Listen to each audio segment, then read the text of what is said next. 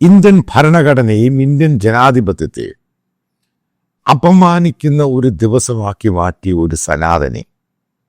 ഇതുകൊണ്ട് തന്നെയാണ് ഞാൻ ഈ സനാതന ധർമ്മം എന്ന് പറയുന്നതിനെ മനുസ്മൃതി ഉണ്ടാക്കിയെടുത്ത് ഈ സാധനത്തിന് തോട്ടിൽ കളയുന്ന വില പോലും കൊടുത്തിരിക്കുന്നതിൻ്റെ കാര്യം ഇതാണ്. ദ റീസൺ ഇതാണ്. നിങ്ങൾ ഈ മനുസ്മൃതി വായിച്ചു നോക്കണം. എന്നാൽ മാത്രമേ മനസ്സിലാകത്തുള്ളൂ എന്താണ് ഈ സനാതന ധർമ്മം. അതാണ് ഇന്ന് സുപ്രീം കോർട്ടിലെ chief justice Bhushan R Gavai, അദ്ദേഹം ഒരു അംബേദ്കറായിട്ടാണ്. അദ്ദേഹം തന്നെ പറഞ്ഞിട്ടുണ്ട്, അദ്ദേഹത്തിൻ്റെ ചെയറിലോട്ട് മനസ്സിലാക്കണം, അദ്ദേഹത്തിൻ്റെ പേരല്ല പ്രാധാന്യം. ഇന്ത്യൻ ജുഡീഷ്യറി, അതായത് ഇന്ത്യൻ കോൺസ്റ്റിറ്റ്യൂഷനിൽ പറയുന്ന, ഇന്ത്യൻ ഭരണഘടനയെ പറയുന്ന ജനാധിപത്യത്തിൻ്റെ ഏറ്റവും പ്രധാനപ്പെട്ട ഭാഗം, ഏറ്റവും പ്രധാനപ്പെട്ട ഒരു വളരെ പ്രൊമിനൻ്റ് ആയിട്ടുള്ള ചീഫ് ജസ്റ്റിസിൻ്റെ നേർക്ക് ഷൂ എറിയുക. ഈ ഷൂ എറിയുമ്പോൾ ഈ നോർത്ത് ഇന്ത്യയിൽ ജൂത്ത എന്ന് പറയുന്ന ഷൂ വളരെ മോശമായ രീതിയിലാണ് ജൂത്താസെ മാർദേക, നിങ്ങൾ കേട്ട് കാണും. കാരണം അതാണ് ബേസിക്കലി ജൂത്ത. അതേ രീതിയിൽ 71-72 വയസ്സുള്ള ഡൽഹിയിലെ മയൂർ വിഹാർ താമസിക്കുന്ന സുപ്രീം കോർട്ടിൽ രജിസ്റ്റർ ചെയ്ത ഒരു ലോയർ, പ്രായമുള്ള ആളാണ്. അയാൾ എന്താണ് പറഞ്ഞത്? ഷൂ എറിഞ്ഞിട്ട് സനാതന ധർമ്മത്തെ നിന്ദിക്കുന്ന ഒരു കാരണത്തോ അതിന് ഒരു കാരണവശാലും മുന്നോട്ട് പോകാൻ കഴിയില്ല. അതായത് സനാതന ഭ്രാന്തൻ, ആ വാക്കാണ് ഉപയോഗിക്കുന്നത്. ഇതുകൊണ്ട് തന്നെയാണ് ഇത് നമ്മൾ ഉദ്ദേശിക്കുന്നതല്ല ഇതിൻ്റെ ലക്ഷ്യമെന്ന് പറയുന്നത്. അവർക്കൊരു കാരണവശാലും ഒരു ദളിത് ഇതേപോലൊരു പൊസിഷനിൽ ഇരിക്കുന്ന ഇഷ്ടമല്ല. അതതിൻ്റെ പ്രധാനപ്പെട്ട കാരണം. ഈ പേരിന് ഒരു ഇന്ത്യൻ പ്രസിഡന്റ് ആയിട്ടൊക്കെ പവറൊന്നുമില്ല ബേസിക്കലി. പക്ഷെ സുപ്രീം കോർട്ട് ചീഫ് ജസ്റ്റിസ് എന്നൊക്കെ പറയുന്ന പവർഫുൾ പോസ്റ്റാണ്. അവിടെ സനാതനിയെ ഇരിക്കാൻ പാടുള്ളൂ, അവിടെ ദളിതിനിരിക്കാൻ പാടില്ല. ഇത് നോർമലായിട്ട് നോർത്തേൺ ഇന്ത്യയിലും വെസ്റ്റേൺ ഇന്ത്യയിലും സ്ഥിരം കാണുന്ന കാഴ്ചയായത്. അതായത് ഞാനൊരു ഉദാഹരണം പറയാം. നിങ്ങൾക്കറിയാം, തെഹൽക്ക കേസുമായിട്ട് ഞാൻ ഈ കോർട്ടിലൊക്കെ പോകുമ്പോൾ ഈ പല കേസുകളും പല സ്പെഷ്യൽ CBI ജഡ്ജിൻ്റെ അടുത്താണ് പോകുന്നത്. അതിൻ്റെ അകത്ത് ട്രാൻസ്ഫർ ആയിട്ട് ഒരു ദളിത് കമ്മ്യൂണിറ്റിയിലുള്ള ഒരു ജഡ്ജുണ്ട്. അതൊരു ഹൈലി എഡ്യൂക്കേറ്റഡ് ആണ് ഈ മനുഷ്യൻ. ഇപ്പം മറ്റുള്ള പല കേസുമായിട്ട് ബന്ധപ്പെട്ട് ലോയേഴ്സ് അവിടെ ഇരിക്കുമ്പോൾ ഇയാൾ കയറി വരുന്ന സമയത്ത് ഈ അന്യോന്യം ഈ ലോയേഴ്സ് പറയുന്ന വാക്ക് ഞാൻ കേട്ട്, ജാതി വെച്ചാണ് പറയുന്നത്. ആ ജാതി കാരണം വളരെ മോശമായ ജാതി, ആ ജാതി വെച്ച് അവൻ വരുന്നുണ്ടെന്ന് പേരിൽ എന്തിക്കും. അവർക്കവരെ തൊഴാൻ പോലും, കാരണം കോർട്ടല്ലേ. ഇതാണ് ഇവിടുത്തെ ഇഷ്യൂ എന്ന് പറയുന്നത്. ഇതുകൊണ്ടാണ് ഞാൻ പറയുന്നത് ജാതീയത ഏറ്റവും ഭയാനകമാണ് ഇന്ത്യയിൽ. അതിനെ വെച്ചോണ്ടാണ് ഇന്ത്യ ഡെവലപ്പ് ചെയ്യുന്നത് ഈ കൂതറകൾ പറയുന്നത്. അതുകൊണ്ടാണ് ഞാൻ ഏറ്റവും കൂടുതൽ ജാതീയതയെ എതിർക്കുന്നത്. ഈ ഗവായിയുടെ ആ പോസ്റ്റിൽ ചീഫ് ജസ്റ്റിസ് സ്ഥാനത്ത് ഒരു അപ്പർ കാസ്റ്റ് എടുത്തിന് ഇരിക്കുവാണെങ്കിൽ ഒരാൾ ആ പോസ്റ്റിലാണെങ്കിൽ ഈ സനാതനി ഷൂ കൊണ്ട് എറിയത്തില്ല. അതിൻ്റെ കാര്യം. ഇനി എന്താ കേസ് എന്നുള്ള കാര്യം അത് കേൾക്കുമ്പോഴാണ് നിങ്ങൾക്ക് അതിൻ്റെ തമാശ മനസ്സിലാവുന്നത്. മധ്യപ്രദേശിലെ ഖജറാവ്, അത് ഹിസ്റ്റോറിക്കൽ പ്ലേസ് ആണ്. അത് കംപ്ലീറ്റ് പ്രോപ്പർട്ടി എന്ന് പറയുന്നത് ആർക്കിയോളജിക്കൽ സർവേ ഓഫ് ഇന്ത്യയുടെ അണ്ടറല്ല. കാരണം അത് ഹെറിറ്റേജ് പ്രോപ്പർട്ടിയാണ്. നിങ്ങൾക്കറിയാം കാമസൂത്ര, അങ്ങനെ അതിൻ്റെ ആ കോമ്പൗണ്ടിൽ ഒരു വിഷ്ണു ക്ഷേത്രമുണ്ട്. അവിടെ ഏതൊരു 7ഓളം മീറ്റർ ഉയരമുള്ള ഭഗവാൻ വിഷ്ണുവിൻ്റെ പ്രതിമയുണ്ട്. മുഗൾ രാജഭരണ കാലത്ത് അതിനെ ഡാമേജ് ചെയ്തു. അതായത് ഈ പ്രതിമയെ ഡാമേജ് ചെയ്തു. കാരണം ക്ഷേത്രമുണ്ട്, അത് കാരണം ആൾക്കാർ വിസിറ്റ് ചെയ്യുന്ന സ്ഥലമാണിത്.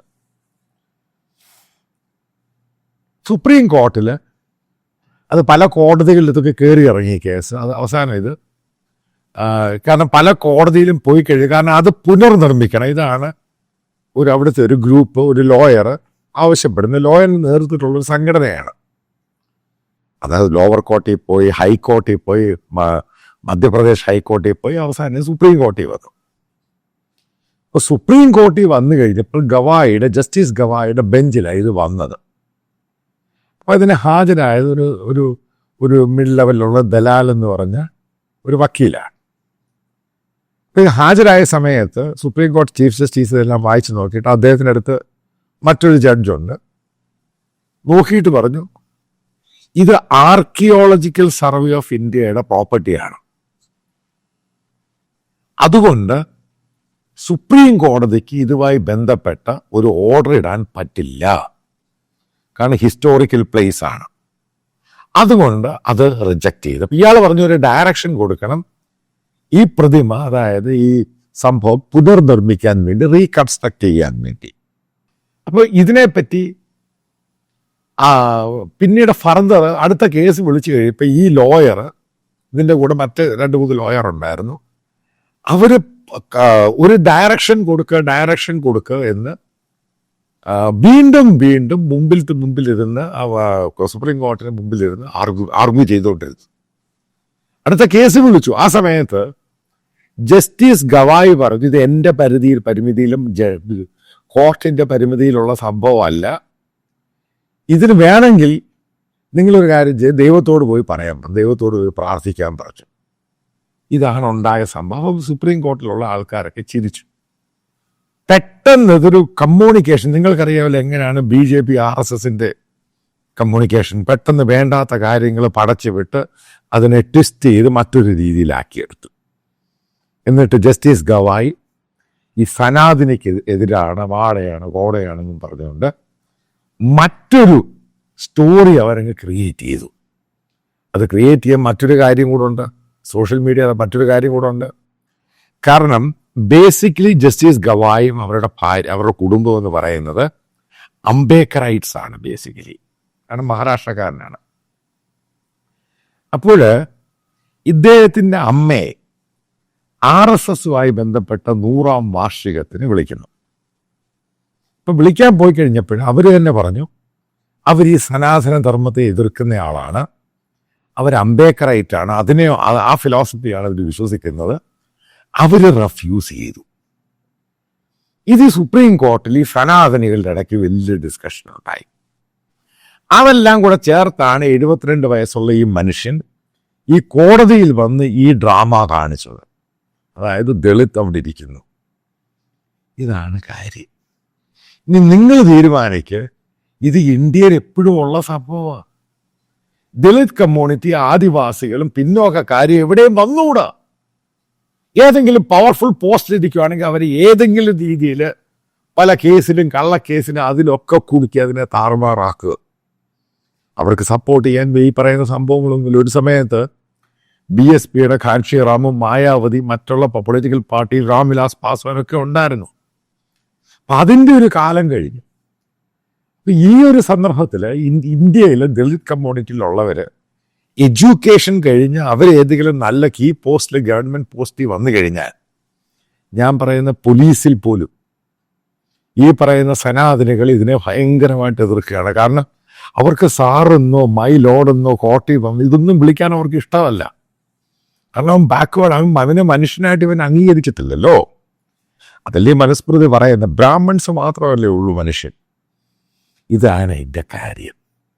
ഇതാണ് ഞാൻ കേരളത്തിൽ പല ആവർത്തി പറയുന്നത്.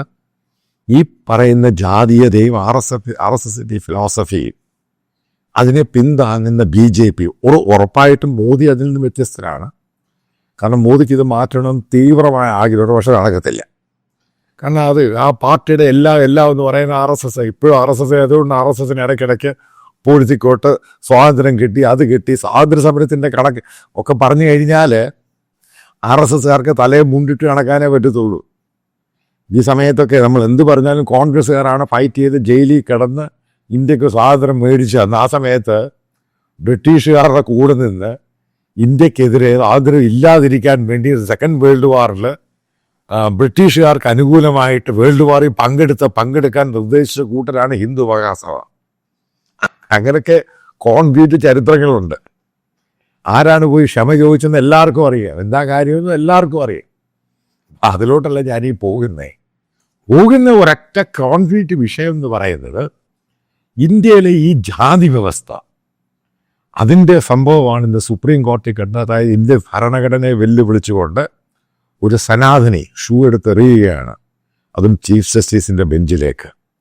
എന്താ കാര്യം? കാരണം ആ മനുഷ്യൻ ദളിതായിപ്പോയി. അദ്ദേഹം തന്നെ ഒരു സ്റ്റേറ്റ്മെൻറ്റ് മൗറീഷ്യസിൽ വെച്ച് ഒരു സെമിനാറിൽ പങ്കെടുത്ത് പറഞ്ഞു, ഈ ബുൾഡോസർ അല്ല ഇന്ത്യ ഭരിക്കുന്നത്, ഇന്ത്യ ഭരിക്കുന്ന ഭരണഘടനയാണ്, ഇവിടെ നിയമങ്ങളുണ്ട്. അതും ഈ സനാതനികൾക്ക് ഇഷ്ടമല്ല. നിങ്ങൾ ഏറ്റവും കൂടുതൽ ബുൾഡോസർ വെച്ച് ഇടിച്ച സ്ഥലങ്ങൾ എടുത്ത് നോക്കിയാൽ മനസ്സിലാകും, അതിൻ്റെ അകത്ത് ഒരു സനാതനി പോലും ഇല്ല. ഇതാണ് അതിൻ്റെ റിയാലിറ്റി എന്ന് പറയാം. അവർക്ക് അക്സെപ്റ്റ് ചെയ്യാൻ പറ്റത്തില്ല. ഈ അക്സെപ്റ്റ് ചെയ്യുന്നൊരു രീതിയിലോട്ട് ഇത്രയും ഒരു ലോയറാണ് ഇത് ചെയ്തിരിക്കുന്നത്. സാധാരണക്കാരങ്ങൾ അത് വിട്ടുകളയും. ഈ ലോയർ ഈ ഭരണഘടനയൊക്കെ വെച്ച് സനദും ഇതെല്ലാം കൊടുത്ത ശേഷം അത് സുപ്രീം കോർട്ടിൽ പ്രാക്ടീസ് ചെയ്യുന്ന ഒരു സീനിയർ ലോയർ ചെയ്യണമെന്നുണ്ടെങ്കിൽ, ഡെസിഗ്നേറ്റഡ് സീനിയർ ആണെന്ന് എനിക്കറിയത്തില്ല, ചെയ്യണമെന്നുണ്ടെങ്കിൽ അത്രമാത്രം തലയ്ക്കകത്ത് ഈ അപ്പർ കാസ്റ്റിൻ്റെ സനാദിൻ്റെ തലയ്ക്കകത്ത് കയറി കിടക്കുന്നവനാണ്. ഇതൊക്കെ വെച്ചോണ്ടാണ് ഇന്ത്യ പുതിയ ഡിജിറ്റൽ ഇന്ത്യ ആയിട്ട് ഇന്ത്യ ലോകത്തിലെ ഏറ്റവും വലിയ ശക്തിയാക്കാൻ മാറ്റുന്നത്. അതാണ് ഞാനീ പറയുന്നത്. ഇന്ത്യയിലെ ജാതി വ്യവസ്ഥ ഒഴിയാതെ ഇന്ത്യ ഒരു കാരണവശാലും രക്ഷപ്പെടുത്തില്ല. അടുത്ത പോയിന്റ് കൂടെ പറയാം.